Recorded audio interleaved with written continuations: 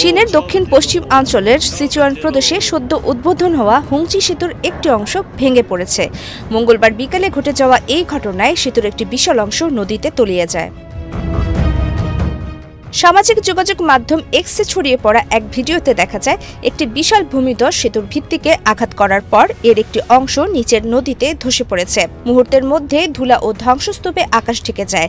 কয়েক সেকেন্ডের মধ্যে সেতুর স্তম্ভগুলো নদীর পানিতে তলিয়ে যেতে দেখা যায়। ভিডিওটি মুহূর্তেই ভাইরাল হয়ে যায় এবং এখন পর্যন্ত এটি দেখা হয়েছে ৮০ লাখের বেশি বার। কেউ কেউ সমালোচনা করে বলেছেন, নির্মাণের গতি কোনো গৌরবের বিষয় নয়, বরং এটি এখন বিপদের কারণ হচ্ছে।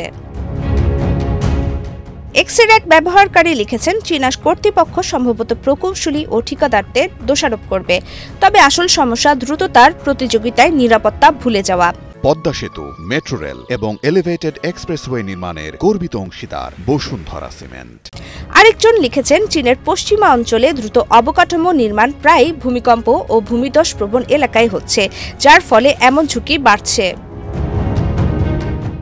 রয়টার্স জানিয়েছে, সোমবার থেকে সেতুটি বন্ধ করে দেওয়া হয়েছিল, কারণ সেতুর আশপাশের ঢালে ও সড়কে ফাটল দেখা গিয়েছিল।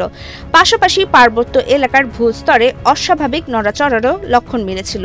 তবে সতর্কতা নেওয়ার পরও মঙ্গলবারের ভূমিধস এতটাই তীব্র ছিল যে ৭৫৮ মিটার দীর্ঘ এই সেতুর একটি বড় অংশ এবং সংযোগ সড়কের কিছু অংশ ধসে পড়ে। প্রাথমিক তদন্তে জানা গেছে, দুর্ঘটনার প্রধান কারণ ওই অঞ্চলের ভূতাত্ত্বিক অস্থিতিশীলতা। এলাকাটি দীর্ঘদিন ধরেই ভূমিধস প্রবণ হিসেবে পরিচিত।